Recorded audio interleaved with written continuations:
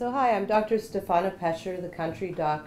We're here in North Stonington for our November installment of the New England Cannabis Seminar and Support Group. Tonight we would like to welcome Susan Meehan. She's a very accomplished human being. We really are very honored. She drove all the way from Maine to come and give us this talk.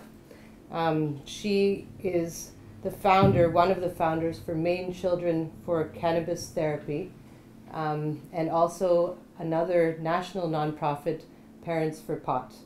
Among other things, she's also a native of Connecticut, part of the Mohegan tribe, and she's gone through quite some number of ordeals to get where she's at this point. So welcome, Susan, and thank you so much. Thank you. Thank you for the introduction. I'm happy to come back to my native roots here in Connecticut, or Quinnipiac. And I left Connecticut in 2013 to take care of my daughter, Cindy May. Cindy May had a devastating form of epilepsy called Dravet syndrome, and her seizures were uncontrolled after 23 different pharmaceuticals and combinations thereof, several specialized diets, a couple of surgeries, and we found at basically the end of our rope that our neurologist mentioned cannabis or marijuana, and that we maybe should consider getting her somewhere where we could try cannabis, because there really was no other option. There were no other medications that he was willing to consider that he felt would work. After a seizure patient fails 3 pharmaceuticals or anti-epileptic drugs, the chances of a pharmaceutical drug working to control their seizures is less than 5%, and that's probably being generous. So we tried cannabis here in the lovely state of Connecticut illegally, and I'm not afraid to say so anymore. It took me a long time to admit that, especially on camera, but come and arrest me, whatever. So in 2012 we were losing her, and she wasn't eating, she was bound to a wheelchair, she was on 5 different pharmaceutical drugs, and we didn't know what else to do. We contacted a friend who we knew had an organic garden here in the state of Connecticut, and he helped us to get a strain of cannabis called Carmelicious. And the only thing I knew about cannabis was that you smoked it, and I didn't know what else to do, so we would bring it into our own mouths, and through a mask, which unfortunately we had plenty of CPR equipment around the house, we breathed it into her airway, and nearly instantly Cindy May went seizure-free. So we were sending her to school every day after each adult that I could trust in the household would breathe cannabis into her airway, and she was going to school seizure-free, and the teachers would report back. We had a daily report from her special needs teachers, and they would report back, whatever you're doing, just keep on doing it. And I'm just like, well, if you only knew. So we, at about day 45 of this seizure freedom, the grower was arrested, and the cannabis plants were destroyed. And all of the supply, we had about 45 days of supply left at that point in time. And on day 90, we ran out. And on day 92, Cindy May was in status seizures and was admitted to Hasbro Children's Hospital in Providence, Rhode Island. And only a couple people in the world knew why and knew what happened from this unbelievable seizure control to in status seizing and unable to stop them and control them. And we knew at that point, I think that was in October of 2013, we knew we had to get her somewhere and we had to move fast. So it was really scary being so close to home that the grower who was supplying us was arrested. But Jason would never reveal who we were, and we knew that, and nobody would ever suspect that he was supplying a parent to supply her minor child with cannabis. So there really wasn't a lot of direct connection. There was obviously nothing in writing, but it was terrifying. It was very close to home, and what if the next house was our house? So we moved her to Maine in November of 2013. And this this PowerPoint it's about 20 minutes, I think, but it shows and demonstrates through picture and video a lot of the transformations that happened for Cindy May on cannabis. And unfortunately lost her at the early in 2016, in March of 2016. I was away from the house. I had brought my oldest daughter to Philadelphia back to school after spring break, and my husband was taking care of her. He wasn't her regular caregiver, and despite explicit instructions, her protocol wasn't followed that morning, and she passed away sleeping on his chest that day after several smaller seizures, which she typically would have received THC for, but it wasn't administered. And THC for Cindy May was different than it impacts most people. It actually raised her heart rate and woke her up and stopped her seizures. So what we suspect happened because of some hospitalization incidents in January is that her heart rate slowed to a rate that just wasn't compatible with life, and she passed away. But the transformation in Cindy May from the cannabis and getting her off of the pharmaceutical drugs was unbelievable, and this video and these pictures are witness to that. So I'm going to start this. I haven't updated the data, but this is just the number of days she had seizure-free. It's really hard to see on here, but in 2015 she had, these are the number of days that she sorry, the number of days she had seizures. So in 2015, she had only 45 days in which she had seizures.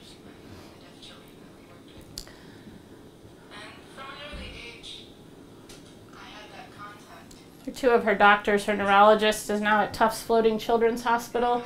Her cannabis doctor, a doctor of osteopath in Maine. –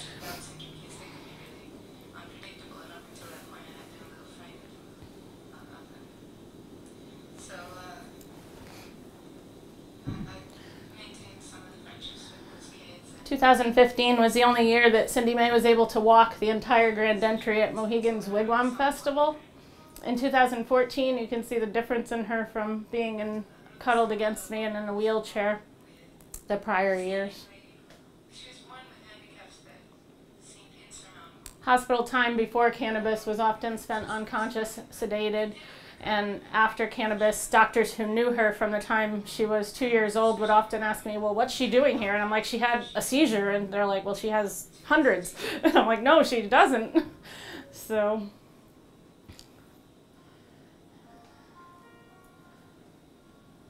she became so independent. She was able to eat independently, stand, walk, run, play independently, pick out her own pumpkin.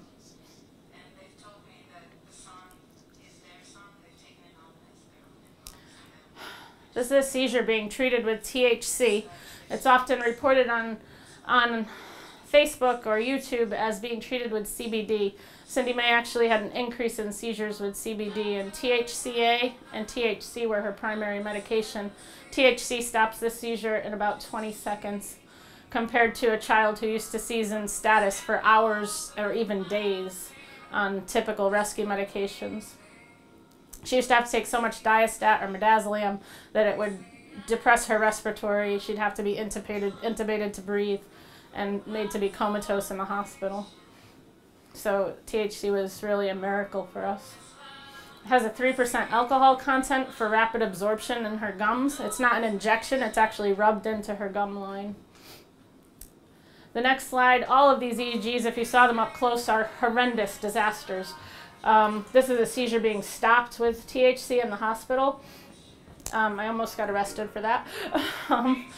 But security wouldn't arrest me because she was a legal patient in a legal state, and they felt they had no grounds. So they denied the doctor. This is the only normal EEG that Cindy May ever had. She was off of all pharmaceutical medications at that time, and if you could see the screen, she's actually sleeping. During sleep, Cindy May had constant seizure activity prior to cannabis. Prior to cannabis, we had to keep her cool. She was always in the shade if we were out. This is in an icy cold river in Maine. Temperature changes would usually provoke a seizure, but not anymore. And this is Old Orchard Beach in Maine. Very cold water. And this is her coloring and how much it improved on cannabis. This is on 96 milligrams of THC after a bad seizure. She knew who Santa Claus was. She knew snow was falling. All these triggers for seizures. There are a ton of flashing lights surrounding her right there, and she never had a seizure that day. She realized what Christmas was, who her cousins were, who Santa was, what a present was. She helped with chores. She helped with cooking and stacking wood, finding Easter eggs. She used to watch life by the sidelines.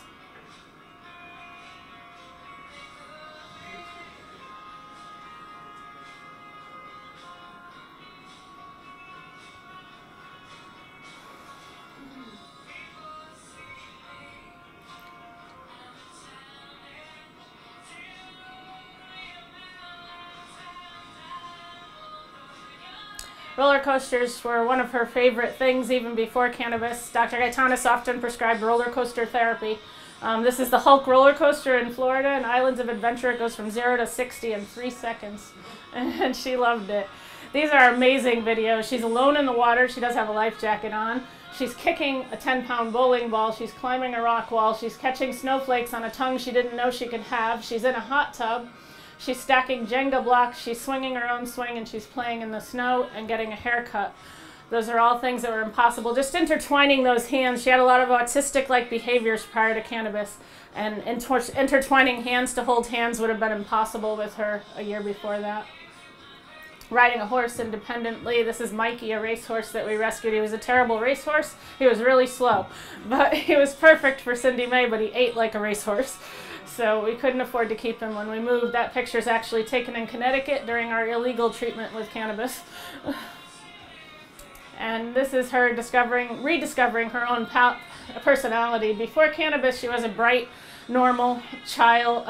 Before her seizures, she was a bright, normal child. Her seizures were triggered by her vaccinations at 10 months old, and it was devastating what the drugs and the seizures did to her. Some of our legislative victories in the state of Maine, Cindy Mae was amazing, and taking her into the legislature to speak for us said it all. She was the first child in the United States to go to school with her cannabis medicine by her side legally.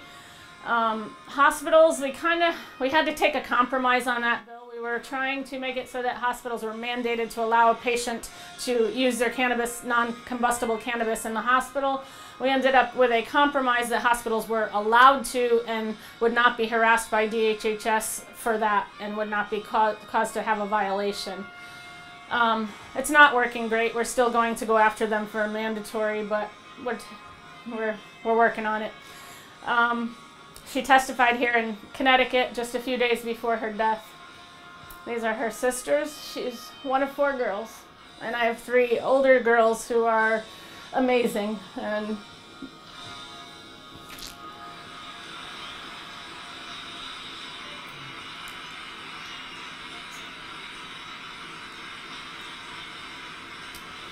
some statistics about epilepsy. Nearly 50,000 people a year in the United States die from uncontrolled seizures. While AEDs or anti-epileptic drugs work well for a good portion of the population, for those who they don't work. Epilepsy is a devastating and scary disease. Cindy Mae's legal cause of death is SUDEP, sudden unexplained death in epilepsy, and more is being found about SUDEP, and that it's a lot more common than one was once thought. And the new recommendation is that anyone with generalized tonic-clonic seizures should be sleeping on a SUDEP monitor. Cindy Mae slept on a pulse oximeter at night, but the day she died, it was an unusual occurrence for her to take a nap. So typically she wouldn't be wearing the pulse oximeter during the day. That's her obituary.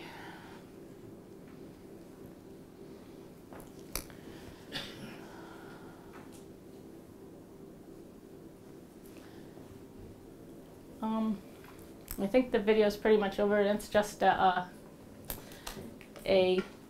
have a handout, and I'm not going to read out loud Cindy Mae's butterfly effect, but it goes over a lot of what's in the video and the change in Cindy Mae and how much cannabis helped her and what a miracle it was to her.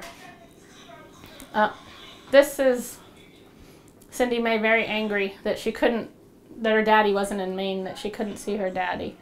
but that she could verbalize her feelings and what she was feeling and why she'd just run through the house destroying things was a miracle in itself, and that's why we recorded it, because that she could sit there after being out of control and explain to me what she was feeling that caused that rage was a miracle in itself, that she could express her feelings and talk about them. So that was her cute little voice. So this, just like any medication, one of my primary directives in talking to any group of people trying to use cannabis as medicine is that starting low and going up slowly is critical to finding what's going to work for you. So like I said, I'm not going to read this entire thing, but the last paragraph, oh, I have to stop this.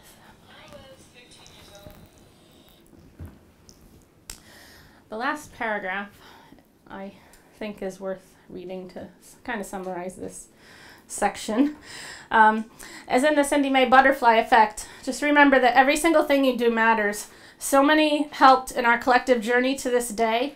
Cindy Day from Hemp, Connecticut spent countless hours inspiring the cannabis community here in Connecticut to testify, to email, and call legislators. On March 2nd, 2016, Cindy May sat on my lap while I testified here in Hartford in support of the pediatric cannabis bill. Later that day, she saw her neurologist, John Gaetanis, at Tufts in Boston for the last time, where she had a beautiful EEG report and an amazing visit, hopping and skipping down the hall of Tufts Floating Children's Hospital. On March 8th, she saw Dr. Dustin Sulak, her osteopath in Maine, who would sign her death certificate 5 days later. On March 9th, she saw her family doctor with all normal vitals, and just 4 days later, asleep on her daddy's chest in the light of day, Cindy May died on her own terms. I know that she was just a loan from heaven, and not a moment passes that I don't miss her hands on my face or her sweet voice and her I love you mamas. So keep smiling on me, Cindy May, and always remember it can all change in a single heartbeat, and every single thing you do matters. So moving on to the next page. The thing that we get asked a lot, I think it's the next page, is how do I start? I'm a new patient. How do I find what works for my condition? Do you have any questions before I go on to that? I hate to go on for something so emotional to details, but these are important for you to know. So, are there any questions before I go on, or shall I go on? If there are questions, get the microphone, please. Okay. Well, I just wanted to comment that, I've heard the story about a girl named Charlotte and the Stanley brothers and their CBD, and you're saying that for your child, the CBD wasn't going to work. So that's interesting that each person has a different... Correct. And that's the crux of the rest of my presentation, is that this is an individual journey, and knowing what works for someone else may help direct you, but it's not the end-all be-all to your answer or to your journey. So like even in this package that you were given, if you didn't have one, there are some on the table.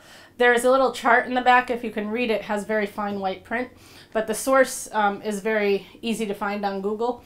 And that chart has a lot of conditions and what components or what cannabinoids are effective, generally speaking. But it's really just a guideline, because once we got to Maine, well, we had no data on Carmelicious. It was grown here in Connecticut. We had only what we could look up on the internet about it. But on the actual medicine that Cindy May consumed here in Connecticut that actually put her seizure free, we had no cannabinoid profile on it. We had no idea what was in it. All I knew that is if I inhaled it, I was high. So when we got to Maine, we were told that the CBD stuff was what we needed for a pediatric seizure patient because of the Charlotte story and the Stanley brothers, and we wasted a lot of time looking for CBD. When we finally found CBD, it was an unbelievable disappointment. We gave Cindy May, I think, about a 10 milligram dose, which is very low for her then 65 pounds. And it brought back a nightmare of Keppra issues. Keppra is a pediatric a seizure drug, not just pediatric, but it causes something called Kep rage, a very well documented side effect. So Cindy Mae started beating on doors and banging her head against doors again.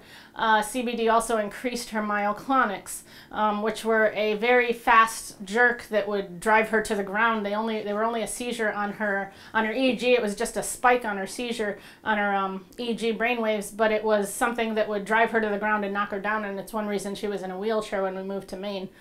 So it increased those. If you could increase something that happened over 1,000 times a day, it increased her myoclonics to an not unheard of, but a bad level. Prior to having a VNS, which is a vagal nerve stimulator, implanted, Cindy Mae pretty much had constant myoclonics. That reduced her myoclonics by about 90%. So from 20,000 to 40,000 a day, she was down to 2,000 to 4,000.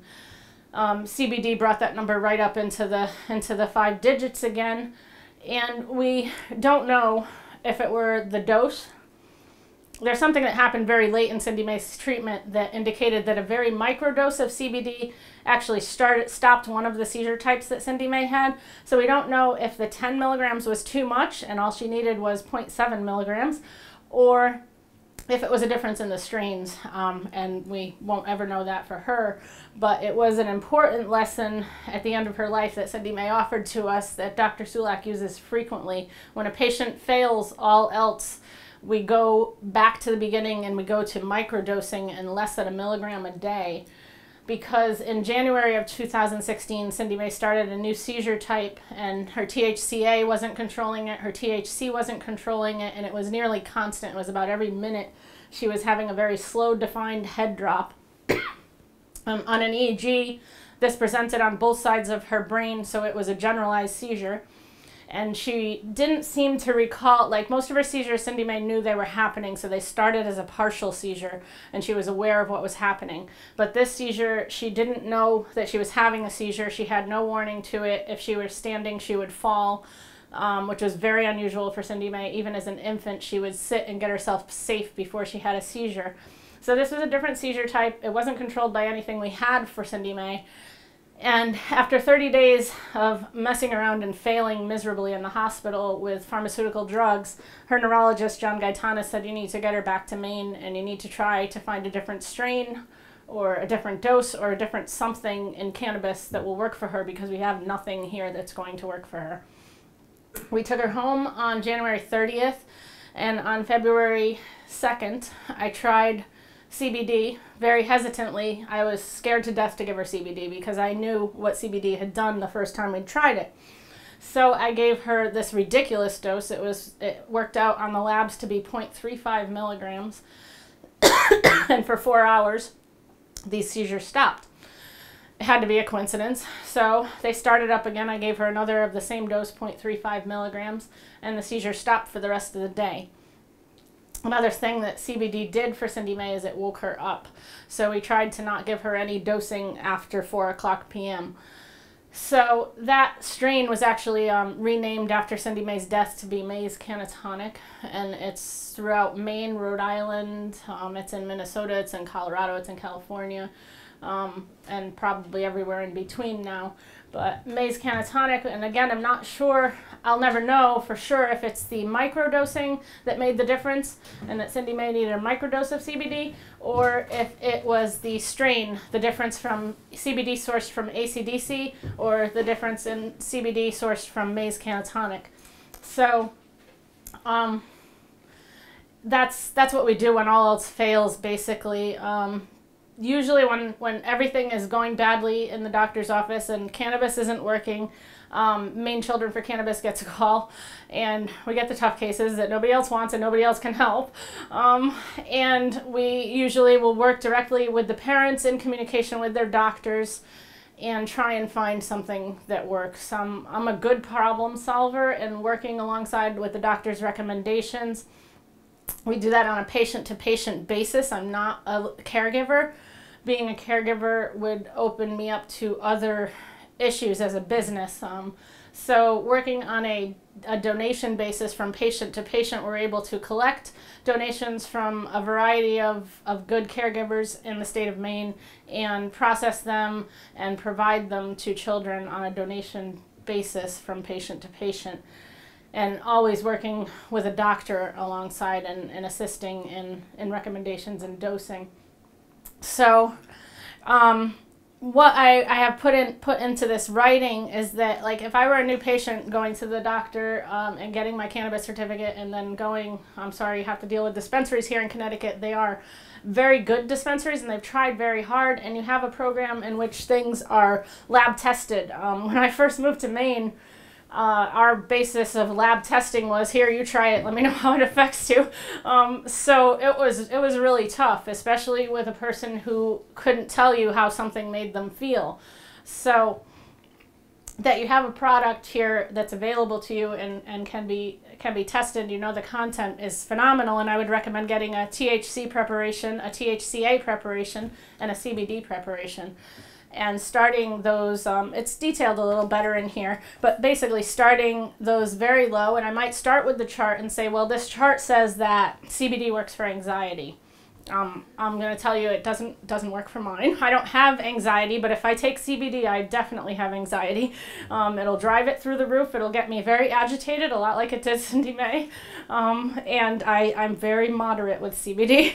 But that's where I would start, is I would start very low, a low dose, even a milligram, because Cindy May taught us that you don't necessarily need to take this crazy dose to see how something will impact you or treat your condition. So I like to start with maybe a 3 to 5 milligram dose for someone who can tell me how this makes you feel. Yes? I heard you mention that you...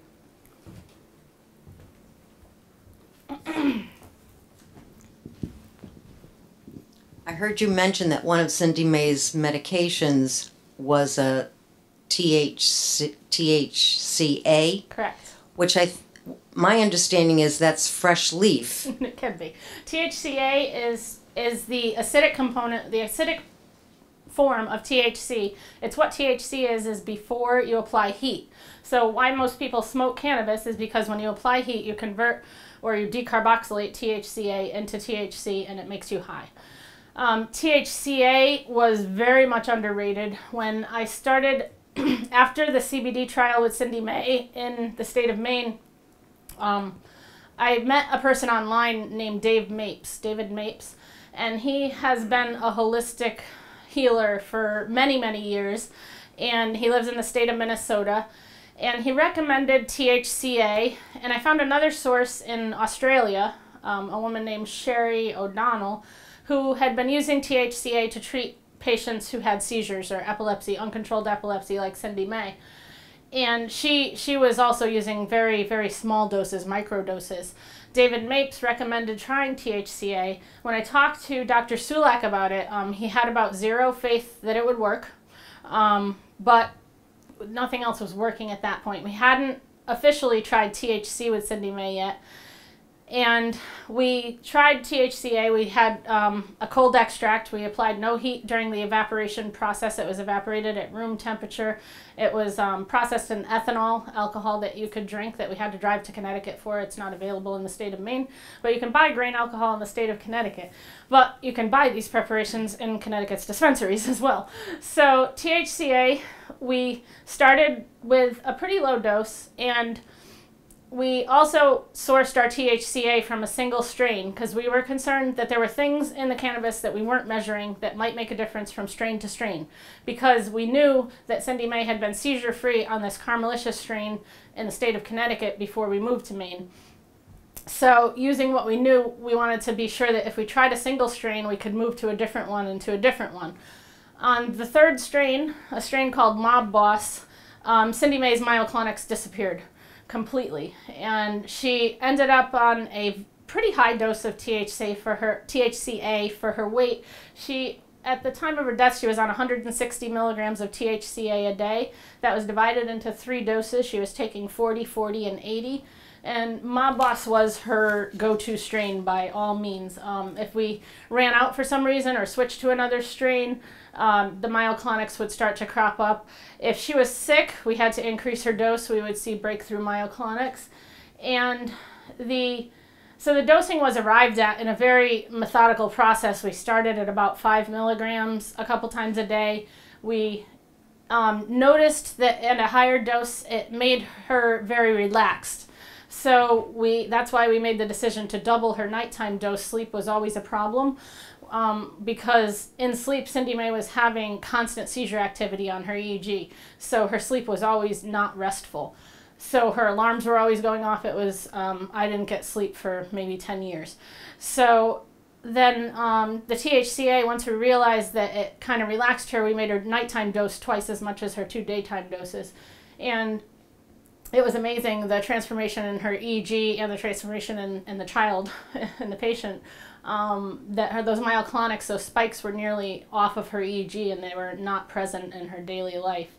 So THCA has skyrocketed in use since Cindy Mae tried it in the state of Maine. Basically, any patient who fails CBD moves on to THCA next. It's not psychoactive, but like I said, it can make some people tired. It can also wake some people up. That's the thing about cannabis. CBD, while it agitates me and makes me very much awake, CBD sometimes calms other people. So it's very much a trial and error process. And I want to mention when we discovered David Mapes was also the person who helped us with a seizure rescue medication for Cindy Mae. In 2014, in November of 2014, right around this time of year, Cindy Mae was in Hasbro Children's Hospital and she was having seizures, breakthrough generalized tonic-clonic seizures. She was sick. I think she had strep at the time. So it explained the seizures, but every time we gave her midazolam, she went into cardiac arrest. So it was a really bad side effect. So we were at our wits' end. They didn't know what to do to stop her from seizing in the hospital. All we could do was stop the seizures and then support her respiratory system, and that was a really scary plan. So I was again in contact with David Mapes, and he recommended trying a rescue formulation that was half THC, half THCA, and a 3% alcohol. It's amazing what you can do in a hospital. Once I got these components and formulated this medicine, I tried it for the next generalized seizure, and her seizure stopped, like you saw in the video, within about 20 seconds. Hasbro at the time was phenomenal. They knew she was a patient in the state of Maine. Rhode Island is a reciprocal state and recognized her license from the state of Maine. And this is before Dr. Gatanis moved to Boston. So Dr. Gatanis worked in Hasbro in Rhode Island, and that's why we were in Hasbro at the time. So that's how we discovered THC and what it did for Cindy Mae, and it was used as her rescue medication from then on. When we first started that rescue medication, it was a half and half THCA, THC. It was very expensive. The amount of product Cindy Mae was using was probably about an ounce a week. So it was costly, and a lot of caregivers were helping us, but I had to be careful that it was the same phenotype. It wasn't just Mob Boss from some other phenotype, so it was very difficult to even accept donations. I had donations coming in the mail from all over the world, but I was terrified to use them because she was obviously very strain sensitive. So, and we still didn't have labs at that time. There was a lab in Rhode Island actually that we would drive down to and bring samples to have them verified. And now we're lucky enough to have labs in the state of Maine, and I actually have people from the state of Colorado that sometimes are begging me to have a sample tested for them, because in Colorado the labs are only allowed to test products that are made by a company. They're not allowed to test products that are made by a patient or a caregiver anymore. So it's been really tough there to get pediatric medications tested. When you land in Colorado and you ask where the caregivers are, they're basically non-existent. The state of Maine has a phenomenal caregiver network, and we won't go away. Often we're feeling like they're trying to chase the caregivers away, but we're a pretty loud legislative voice, and that's one reason Maine Children for Cannabis Therapy is not a 501c3, because as a 501c3 we can't do political activity, we can't lobby the legislators. So while I work for Parents for Pot as the secretary of that national nonprofit, our Maine Children's group is not a 501c3. So it's in the process of becoming a 501c4, which won't make a deduction to them tax deductible, but the purpose is more far reaching than a tax deduction. So, but that's how we eventually discovered that we didn't need the THCA component in her rescue medication because of a mistake in processing. It was heated too much and it was totally decarboxylated. It was still working, but when we managed to get a sample down to the lab, we discovered that it was all THC. So she took about 12 milligrams of THC to stop a generalized seizure, and we repeated that dose about every minute until the seizure stopped. It usually stopped in one dose. Occasionally we needed two. Several times she needed as much as 96 milligrams of THC, and after a 96 milligram dose of THC, she was usually wide awake, coloring, and ready to run for the day. So THC didn't do to her what it does to many, and that dose, I couldn't touch 96 milligrams of THC, and I would just be so sick and vomiting and dry heaving, and it would be a really big mistake. So I don't know how, but I think when your body and your brain need a substance or need a medication, it works so much differently than someone who's taking it just because they're taking it for whatever reason. But when your body is starving for it, I think it works a whole lot differently. So that's how we discovered that she didn't need the THCA for rescue to stop these generalized seizures, but she did need THC in a big way. So, are there any other questions on that before we move on? I've also helped people with cancer in high doses, and again, I think many of us in the business have heard that to treat cancer you need 60 grams in 90 days. It's very common, but I also know from experience that if you try to move a patient up too fast, you're going to make them sick, and you're going to have a patient who gives up a potentially life-saving treatment because it made them anxious or agitated or dry heave vomiting because you went too fast on the dosing. And the other thing with treating cancers is that we've also learned to not only move slowly, but to attack it with a mixed profile of THCA, THC, and CBD. THCA is a phenomenal anti-inflammatory, and it's not listed on a lot of those charts as an anti-inflammatory, but a patient with arthritis is typically going to thrive on a THCA, and they can function fully without feeling high, and they can reserve that THC for the nighttime dosing if necessary. But in any case, moving doses up too high, you could definitely turn a patient off who otherwise might have found a new life on this product. So I still recommend going up very slowly, even in treating cancer. And there's one cancer, at least one cancer, there may be others, but estrogen-driven breast cancer cannot be treated with THC. Estrogen-driven breast cancer thrives on THC, and you're feeding the cancer, so it's one that you definitely need to use only THCA and CBD, high CBD doses. I have very few rules in this. Really, it's what works for the person and what they can tolerate and how fast a dose they can tolerate, but that's one exception to my rules.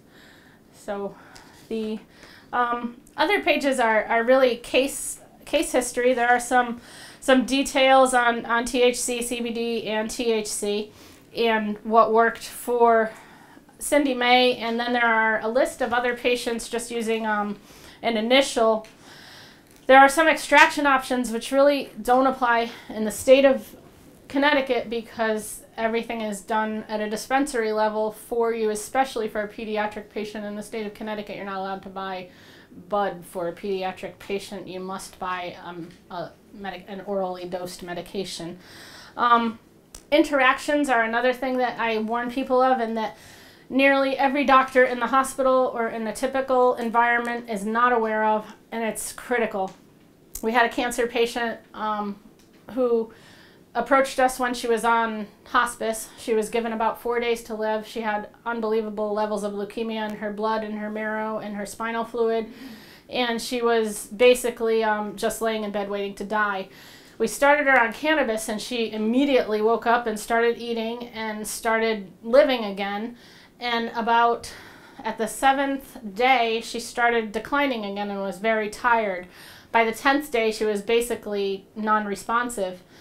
At this point, I had assumed doctors had asked, what are your other medications? I'm not the doctor. It's typically not my job, but I asked, what are the other medications? And she was on a fentanyl patch. And fentanyl is processed in the P450 channel, enzyme channel of your liver. I had to look that up. I'm very familiar with nearly every seizure medication you can name, but fentanyl was, I know what it is, but I didn't know it was a P450 medication, and I'm like, oh my God, she's toxic on fentanyl. Cannabis drives up fentanyl through the roof, so the child was at a very toxic dose of fentanyl. And once we started stepping down that patch, she ended up living another 4 months using cannabis. Once they started the chemotherapy again, they did a just-in-case dose in her spinal fluid. We had her numbers in her blood down to 0. Her bone marrow was at 15%. Her spinal fluid was at 0. And they did a just-in-case chemotherapy dose in her spinal fluid. And from there, the cancer raged out of control no matter what we gave her. So she passed away in September. But she had 4 months with her family swimming and playing that were very unexpected. So I learned very quickly to always ask, even if I think somebody else asked, what are the patient's other medications, and then I look them up. It's very easy to look up where they're processed, and if they're processed in the P450 channel, then there's another decision to be made, is how cannabis is going to affect them as an agonist or as an antagonist, if it's going to increase the levels or decrease the levels of that medication. So those are things that are easy enough to look up, but you have to know to check them, and most doctors disregard when you say you're a cannabis patient, even if you tell them in the hospital. It's also important for a patient going under anesthesia who's using cannabis as a medication, especially in high doses, to mention, because all of those anesthetics are P450 drugs. And when they did the last surgery that Cindy May had, she needed a microdose of midazolam to put her under enough to be treated surgically to replace her VNS, because it drives up that level so much, and it drives up the processing. Cannabis increases the absorption of a lot of these drugs, and it decreases the absorption of some of them. So it's critical to know what a patient is taking, and to be honest when you're in the hospital, and even if you're using it illegally, it could be a difference in your life. So I also added that after they gave Cindy May midazolam in the hospital in 2014 in November and put her right into cardiac arrest, I started telling them that she's on cannabis, she's a patient, and it's processed in the P450 enzyme channel, and then their ears perk up because you're speaking their language. So when I just said, well, she's on cannabis, it didn't make any difference to them. But when I said she's on cannabis and the components of her cannabis are processed in the P450 liver enzyme channel, I memorized that line, and it makes a huge difference in how much they listen to you, because now they know, wait a minute, I have a drug that's working in the same channel that I'm working in, and I need to be aware of how it's going to impact what I'm giving this patient. So big difference in treatment. So it also made a difference in how I'm treated in the hospital. When this doctor in Maine wanted to have me arrested, everybody else came running into the room when Cindy May had this seizure. I gave her cannabis and it stopped, and wanted to know, oh my God, what was that miracle? What'd you give her? And he was enraged that I dared to step out of my bounds and give my child a medication in his hospital. But I know what I'm talking about, and I think that's important, especially if you're a parent of a pediatric patient. It's a little different with adults, and it's a little less likely that they're going to call someone on you, but they're still going to be probably upset about you using it in their hospital. But the difference for parents of pediatric patients is huge. If they don't know what they're talking about when they are in that emergency situation, Child Protective Services is probably going to be called, and it's probably going to end badly. So I encourage people to know what they're giving, know why they're giving it, know what it's doing, and know where it works and how it works to the best of their ability. And it's difficult in an emergency situation when your child is in crisis. So, are there any other questions? I had it was kind of like pulling teeth to get an idea of what to talk about at this monthly meeting. I hope I touched upon some things that were meaningful, and there is a lot of information. I just don't feel I should read it to you page by page. If you want me to, I will. But are there any other questions that I can answer in your personal journeys? Why did you maintain residency in Maine and not come back to your native land? Oh, well, we left here in 2013. That's an excellent question. I'm still kind of angry about this. But we left here after trying to get Connecticut to pass the pediatric bill several times and failing. And they listened again. Cindy May and I testified on March 2nd, just 11 days before she passed away. And they ended up passing that pediatric bill. And the governor said that he was naming it Cindy May's Law, but that never really happened officially, but I don't know, whatever.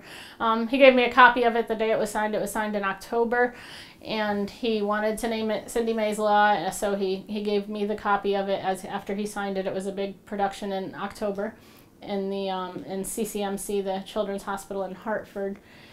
I attended, I spoke, I accepted the signed bill.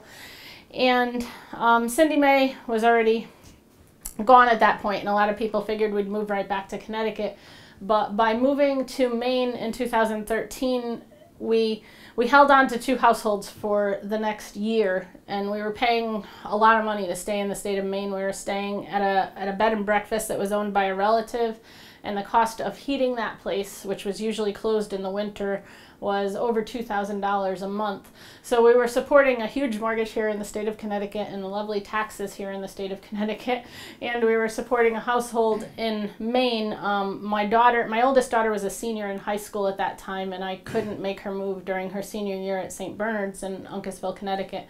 So she stayed here in our house with an aunt, and we supported those 2 households for that year. When the bill came up again and failed again in the state of Connecticut, we made a decision in 2014 that we were going to stop making payments on our house in Connecticut because we couldn't keep this up forever. We had exhausted my 401k. I had cashed in to move to the state of Maine. We exhausted all savings, all loans on life insurance policies, and we started saving as much money as we could at that point, and we ended up purchasing a foreclosure in the state of Maine after we had stopped making payments on the home in Connecticut. We lost the house in Connecticut in a foreclosure, and we own a house in Maine, so it's really a logistical problem, but it's also, I'm still pretty angry at the state of Connecticut, and I never want to pay them another dime of income taxes or real estate taxes because they truly failed my daughter. I love this place. It's a love-hate thing. I love my homeland. I'm Mohegan. Cindy May's buried here at Mohegan's burial grounds, and that was an amazing journey from the state of Maine in a caravan down the highway, and at every bridge there were people from every state along the way to wave her goodbye. But the state of Connecticut owes me a lot.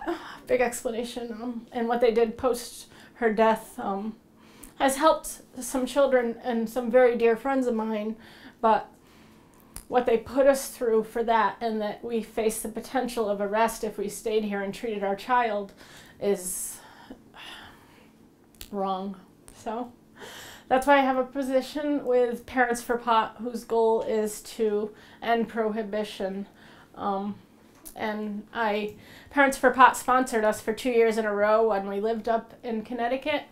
They have an annual holiday drive, And for 2 years in a row, they filled under our tree with presents for all of the kids in the house, and even my kids who were in college. And they have this fundraiser every year, and right now we're in the throes of this fundraiser.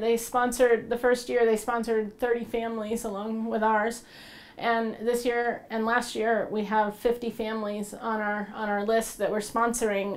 We're about halfway there. I was very daunted when they started talking 50 families, and I knew they spent an average of $1,000 a family, and I'm like, $50,000? Are you crazy?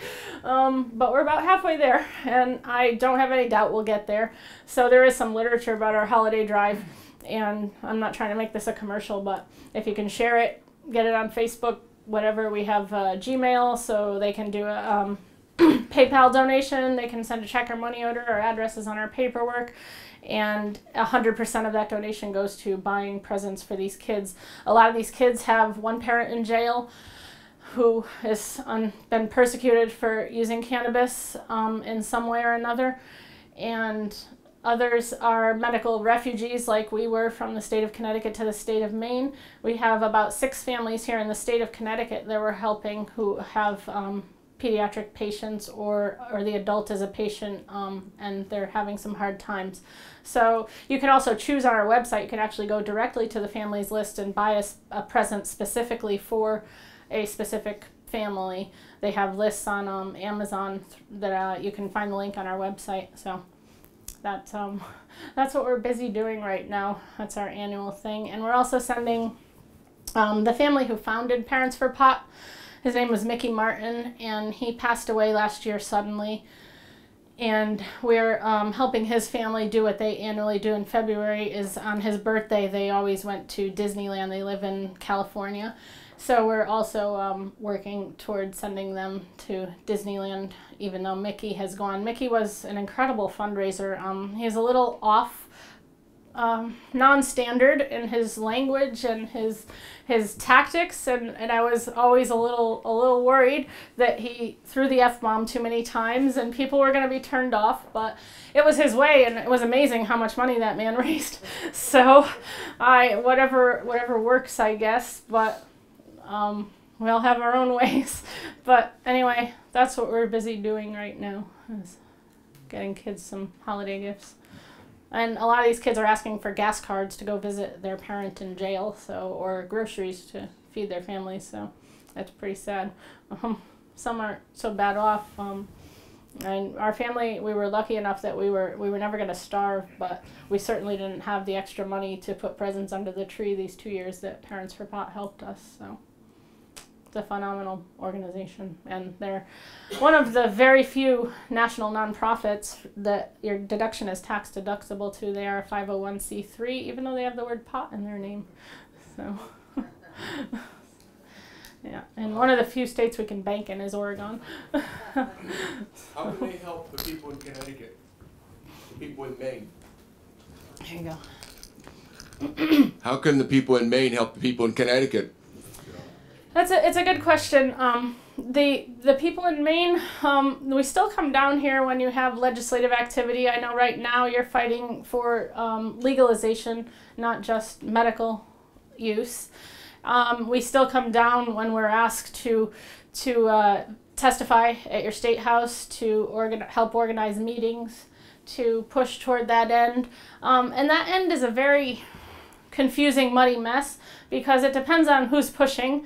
Oftentimes some very big corporations are pushing in order to set up a system like the dispensaries on the recreational side.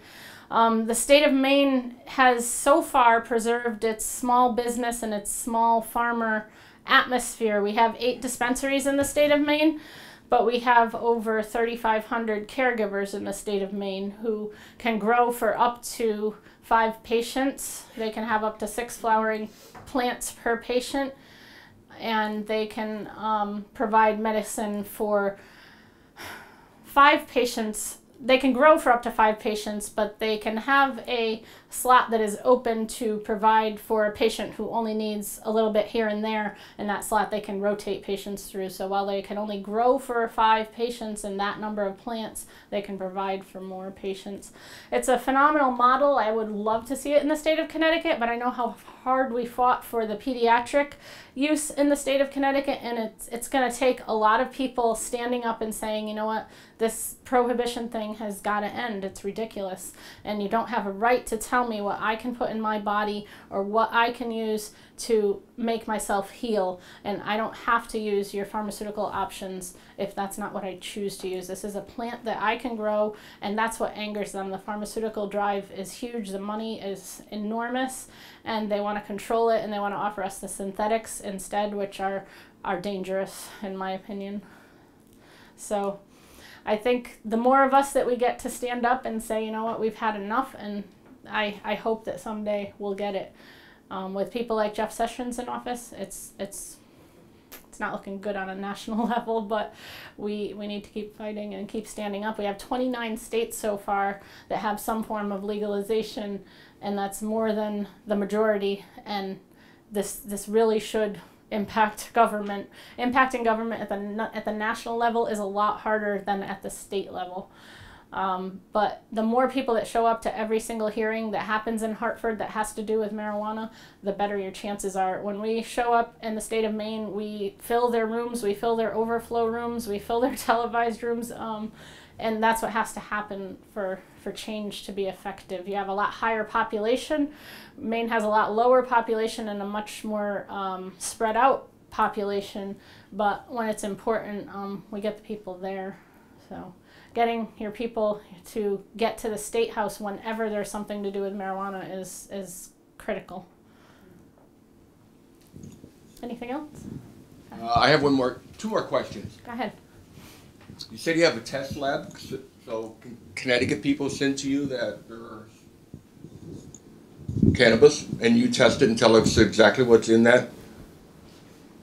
If we send it to your, Yep. Kind of, sort of, kind of?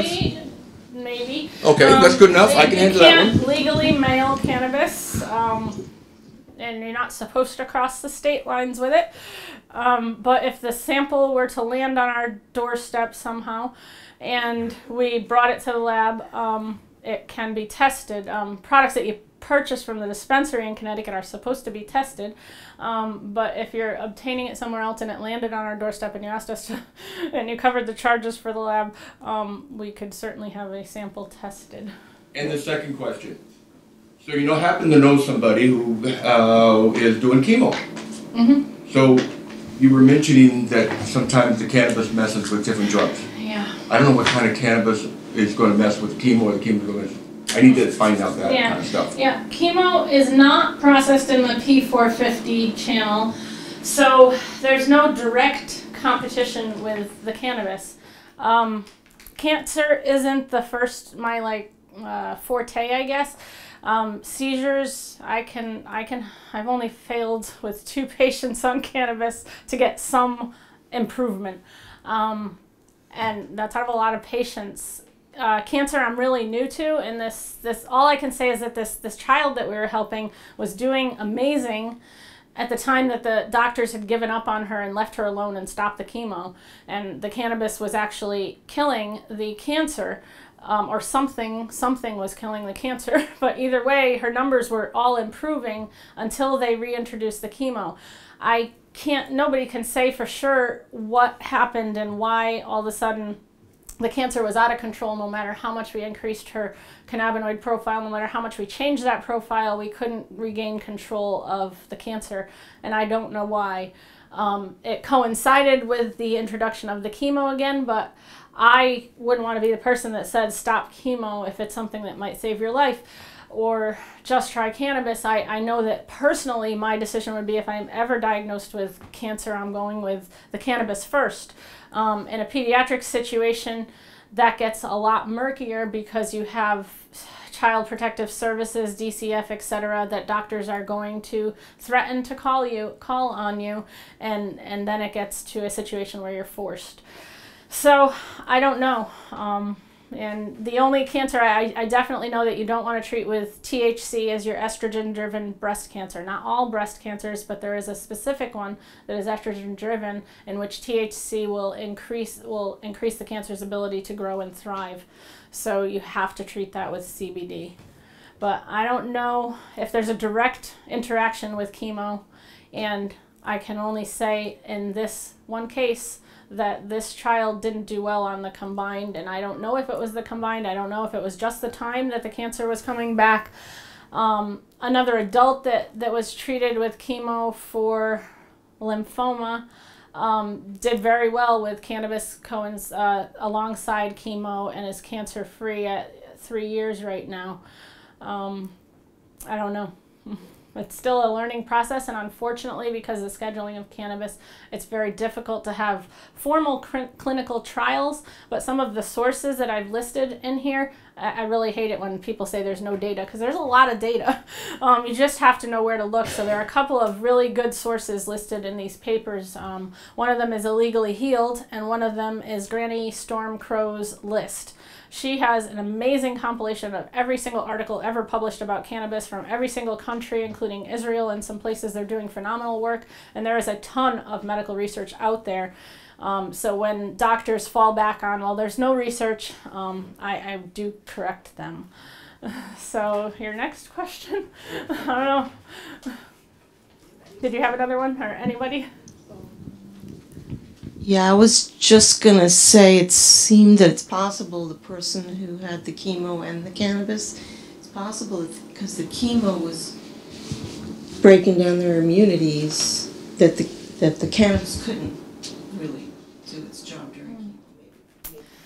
Maybe. They started high steroids at the end of her life, so the steroids were also compromising her immune system. She had basically zero immune system at the time of her death. She was very swollen, and nobody could have survived it. It was devastating. So, and it was frustrating because the medical community had given up on her and said, you know, there's nothing else we could do. Take her home. We'll put her on hospice. And every time we got her a few steps ahead, they said, well, maybe we could do this. And every time something else was done, we lost ground. Again, I don't know if there's a direct correlation, and I don't want to be the one to misrepresent that. I really don't know, and I think it's a personal decision if you're fighting something that awful to make that decision to the best of your ability and stick with it. Whether you go both, whether you go one or the other. Are there any other questions? I had a question. Do we have the microphone? The microphone is just for the camera, so it's picking up your questions. Yeah, you mentioned THCA, and that's been something I've been looking into for, I don't know, the past 6 months or so anyhow. How are you getting it? I mean, up in Maine it's different than it is in Connecticut in terms of being able to produce your own plants and do your own extractions. Right.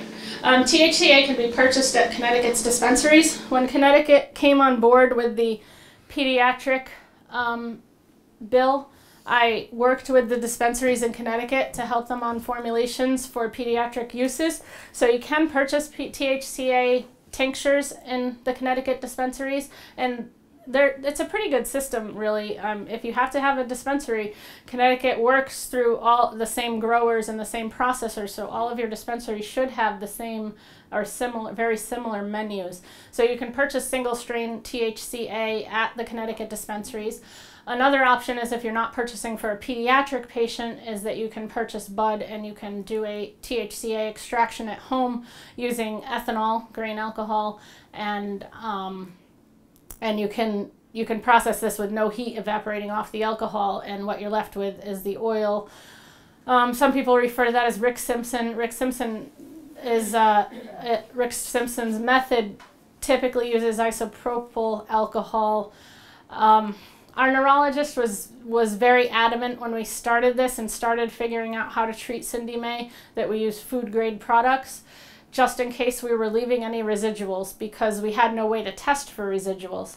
When Cindy May was hospitalized in January of 2016, one thing that was under big scrutiny were her cannabis medicines. They wanted to know what we were giving this child and why she went from basically seizure free to suddenly seizing constantly in this month of January. So everything under the sun was tested. Her medications were tested for everything. They were taken by the toxicology lab and these people in suits, and it was really scary. And they wanted samples of everything Cindy May was consuming, including our well water. And they tested everything. They found nothing. There were no residuals. There were no heavy metals. I was like really proud of Maine's caregivers at that moment in time. So there was nothing in her medication except they found a whole lot of THC, and I was like, oh, thank God. So it was good, and it confirmed that, you know, what we had been doing well. In the state of Maine, there are other extraction. In the state of Connecticut, even the dispensaries are only allowed to use CO2 extractions. In the state of Maine, it's still undefined, but some caregivers use butane, some use ethanol, some may use isopropyl, and we have used some butane extractions even with pediatric cases in the state of Maine. We now have the ability to test for residuals, but if you have a processor that knows what they're doing and is evaporating that off, butane evaporates at 70 degrees, basically room temperature. There's almost no way, if that medication is purged properly, to have a residual of butane in that medication. And butane extractions, because you only require getting up to 70 degrees, you can even push it to, say, 100 degrees, 120 degrees, and you're nowhere near the decarboxylation temperature of THCA into THC at 275 degrees. So you have a lot of leeway, and shatter or honey, I'm not sure what it's referred to on the Connecticut menus, but that is THCA. So that's another way to obtain THCA in the state of Connecticut.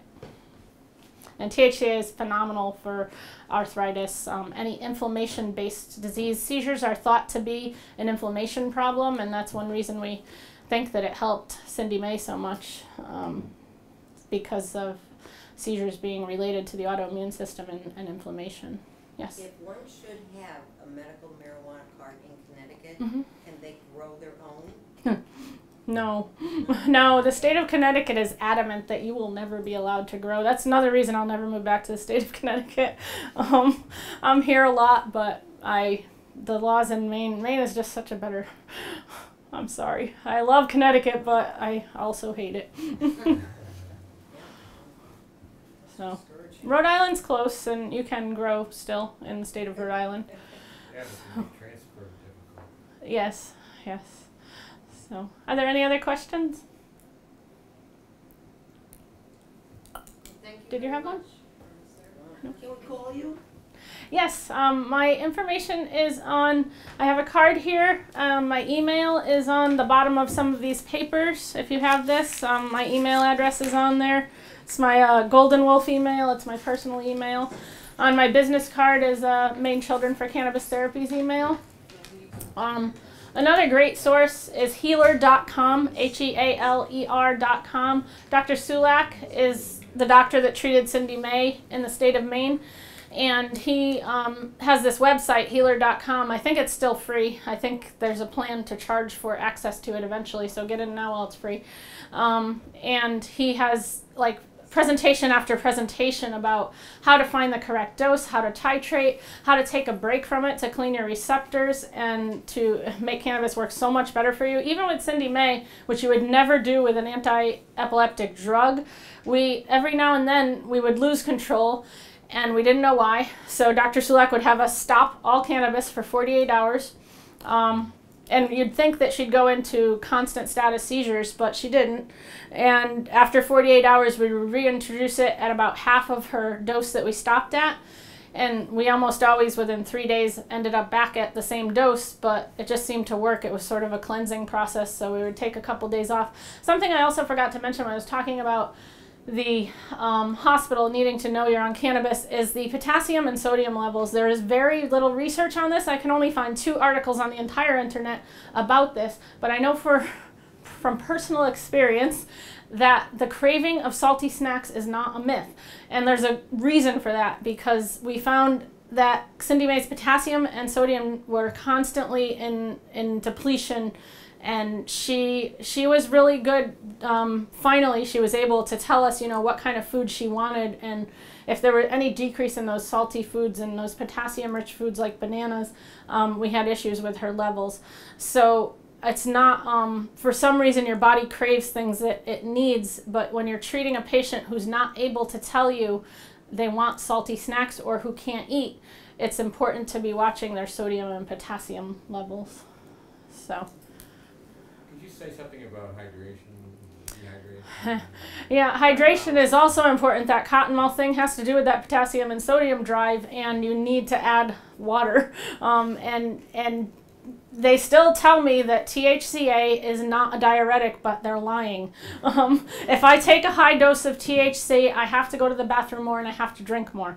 If Cindy May took a high dose of THC, like if she had one of those seizures that required 96 milligrams, I dreaded if it was after 4 o'clock, because it was going to mean we were going to the bathroom every hour, and she was going to be drinking more water every hour, and we were going to go to the bathroom again in an hour, and she was going to be hungry and want those salty snacks. So at least she was able to tell me these things, and I was able to give her the salty snacks and to stay up every hour and go bring her to the bathroom. So, but there are kids and or patients who are convalescing and can't tell you these things, so there are important things to consider. I don't care what the medical community says, THC is a diuretic.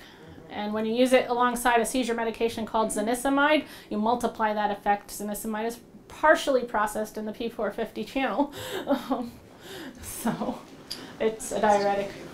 At Hasbro Children's, is there a specific doctor that works with pediatric marijuana? Unfortunately, Dr. Gaetanis was the doctor who we used, and he moved to Tufts Children's Floating Hospital in Boston, where he's the chief of pediatrics. But Hasbro, off the record, will work with you. Dr. Mandelbaum is probably the one I would beg first. I just wonder, Yeah. I'm actually here, Yeah. for myself tonight, but I Right. have one of my 4-H parents, a Yeah. little 6-year-old, has seizures and got diagnosed with cyclic vomiting syndrome. Mm-hmm. Pretty In severe. Vermont? Are they In Rhode Island, we live in Rhode Okay. Island. So. Yeah. Even in Boston, Tufts was very difficult. Once Cindy May was admitted to Tufts in January, and Dr. Gaetanis knew what medication she was on, and we were in I was not in these clothes. I was in my pajamas in the hospital with my daughter, who was seizing constantly. And I was called into the boardroom with a room full of suits and lawyers and hospital's legal services and a whole table full of these people questioning her medication and questioning our use of it in the hospital. But it was the only thing keeping her out of status. And I was called into that room first, and Dr. Gaetanis was called into that room for his whatever interrogation, and both of us basically said the same thing. Without the cannabis, Cindy May is going to go into status seizures, and there's nothing in this hospital that will stop her seizures. They allowed us to use it, but at this point Tufts is on a don't tell, don't ask type of thing. I know patients who are admitted there, and basically they're told don't tell us about it, don't ask, and we don't know anything. When Cindy May was in there, she was an exception to that rule because everybody knew Cindy May. If you Google Cindy May's name, it's all over the internet. They couldn't deny that she was using cannabis, so they let me administer it, and they documented it on her medical record. But since then, they've gone to a don't ask, don't tell with any other patients that are admitted there. Dr. Gaetanis can't sign for a certificate for cannabis use, but he will, off the medical record, recommend, but his employer will not allow him to sign and recommend and assist in that. And it's a terrible situation, and it's not fair, and it needs to change, but we're trying. Well, you're doing fabulous work, and you're so brave. Thank you. I'm really happy you came. Thank you. Very courageous. I recently asked my husband's doctor, can you give a license for marijuana? And he said, no. I said, well, do you know someone who can? And he said, no. I said, don't you think it'd be helpful to your patients if you did? And he probably said no. He was not smiling. Right. Yes, it's a tough road out there. You have to do the best you can to know what you're talking about and especially when you're going to put yourself in a situation, probably the closest I ever came to cuffs was in Portland, Maine, when Dr. Kaborik did not want me to administer the THC, and he was standing between me and my seizing child. And I'm smart enough to know I physically could not touch him, but I was getting around him and I was giving her the medication that was going to stop the seizure. At that time she was sick and she was dehydrated. I couldn't get her to drink fluids, and all I needed from the hospital was an IV. And I didn't need them to stop her seizures, and I made that very clear. So he was not allowed to come in my room after that. And it's also good because I had 2 doctors on my side. If you're not working with a doctor, that's another thing that drives me crazy, and it's so unfair and it's so hard because I've been in that position. I'll have parents call me in an illegal state or even in a legal state where they don't have a doctor's support, and it's an impossible situation because when you get in that hospital, you need a doctor that has your back, that says, you know, yes, I know that cannabis is helping this child or this patient. Okay. At that state, how was she receiving the THC? Because you said through Oh, the mask. yes. But Well, when she first moved, when she was using it in Connecticut, we had no idea because it was inhaled. When we started making an oral rescue medication, she was using 12 milligrams per rescue in a concentrated dose that ended up being 0.3 milliliters, and it was a 3% alcohol content. The FDA, for all their wisdom, allows up to 4% in pediatric formulations for alcohol. The alcohol made it phenomenally faster. THC is skin absorbable, as anyone will tell you if they're working in the garden long enough. They feel it without gloves, but the absorption to treat a seizure needs to be rapid, so we would use an oil like MCT oil, liquid coconut oil, macadamia nut oil, are good carriers, and then we would, based on volume, formulate a 3% content of alcohol, and the difference in absorption is amazing. Without the alcohol, that rescue medication would take too long, 30 minutes to work, and by then you're in status seizures. So, yes. Can you let us know what you know about the tinctures? Why the difference of using tinctures instead of the oils? Tinctures typically are in an alcohol base, if I'm understanding your terms correctly. And we would normally, what we would do to make Cindy May's medications is extract with ethanol alcohol, evaporate all the alcohol off, and end up with the tar-like substance that is RSO or FICO, fully extracted cannabis oil, and then we would reconstitute that. Now we're able to get the labs on that concentrate, so say we have 10 grams of concentrate, we'll do the math based on what the doctor wants the patient to have and formulate back and reconstitute into a liquid oil. I still prefer liquid coconut oil or MCT. Some people have other preferences. Grapeseed oil works. Macadamia nut for kids without nut allergies, and allergies are another thing to consider when you're reconstituting into those oils. Oil is the best carrier, in my opinion, for cannabis because it's oil. When you extract that and you end up with this FICO, it's oil-based, it's not water-based. So oil is a very good carrier. It binds to the cannabis and it stays binded, so you're not having to add anything. When you do have to make a tincture without an oil for some reason, you can use sunflower lecithin to make it stay mixed, but it's still not as good a carrier as your oils. Oil carries oil much better than water-based things carry oil, so that's why we used oil. It tastes awful. For some adults, we'll make it into gummies using lecithin and Jello, and it dissolves pretty well, and it's pretty consistent once you add that lecithin, but the oils are still, if they can tolerate the taste, or put it in capsules, and then you don't have to taste it, especially if you're dealing with someone who can swallow capsules. You can buy your own capsules and put it in capsules, so you don't have to taste it. It's not, I do not like edibles. I hate the taste of cannabis. I don't want to taste it in my preference, but. So there's ways to take a dose that's right for you, either with it in your mouth, tasting it, or another way? Swallow it, put it in a capsule and swallow it. So Just takes unless longer you need, then. unless you need a very rapid relief, like a seizure, stopping a seizure, I needed that rapid absorption, so it had to be absorbed in the gum line with the alcohol content. But if you're just treating a chronic condition and you're taking a daily dose once you've figured out what works for you, and you don't need that rapid absorption, putting it in a capsule is a great way to take it and hide the taste. I've heard honey and cinnamon works very well, but again, you're dealing with something that's not oil-based and it doesn't mix well. But you can put it on the spoon, I guess, and hide it. But anyone who can swallow a capsule, that's my recommendation if they don't like the taste and they don't need rapid absorption.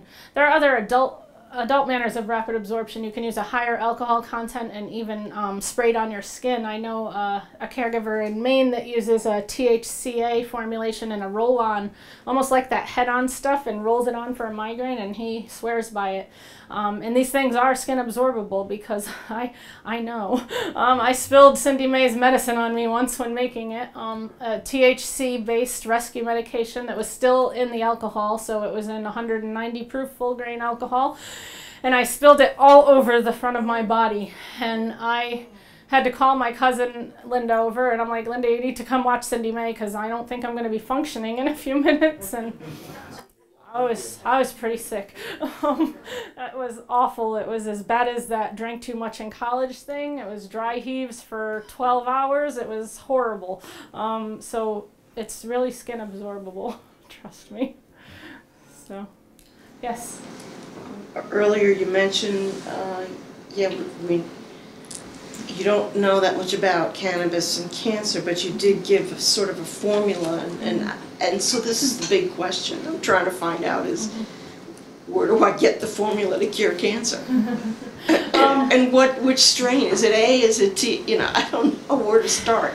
Yep. Because I don't think the dispensaries can tell me that. No, and as long as it is not a estrogen-based breast cancer, Dr. Sulak recommended a mixed cannabinoid profile of 1/3, 1/3, 1/3 of THCA, THC, and CBD. Working with those three things together, there are hundreds of other things we're not measuring, but putting those three things together usually helps the tolerance. A lot of people can't handle a high THC dose without the acidic component and without the CBD balancing it out.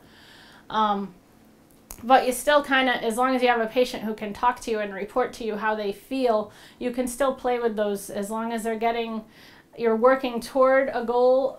What we were working toward with that patient was 5 milligrams per kilogram per day.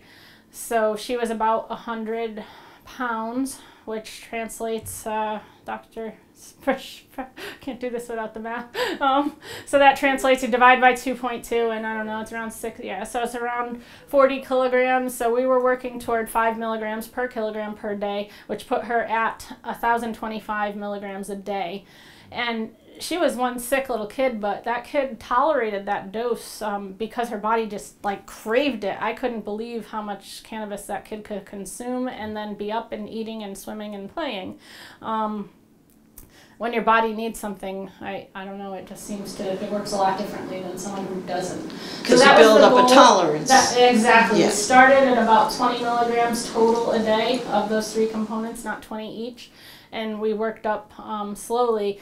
We didn't work up as slowly as I might have, but she tolerated it so well. So it was also listening to the patient, which a lot of modern doctors have forgotten, and they just go by a chart. Yeah. But this patient could obviously tolerate it, so mom kept doubling and doubling and doubling, and we never found a dose that she couldn't tolerate of cannabis. They started to blame the cannabis when the child was unresponsive. When I asked about the other medications, and it turned out to be the fentanyl that was going to kill her if we didn't decrease it. So she. Oh, but yeah, I just wonder. I wrote. You said 60 something. 60 grams in 90 days is the typical cannabis community formula for cannabis. But Dr. Sulak was working at 5 milligrams per kilogram per day of the total cannabinoid profile. So it would depend on the patient's weight and how much they could tolerate to work toward that dose.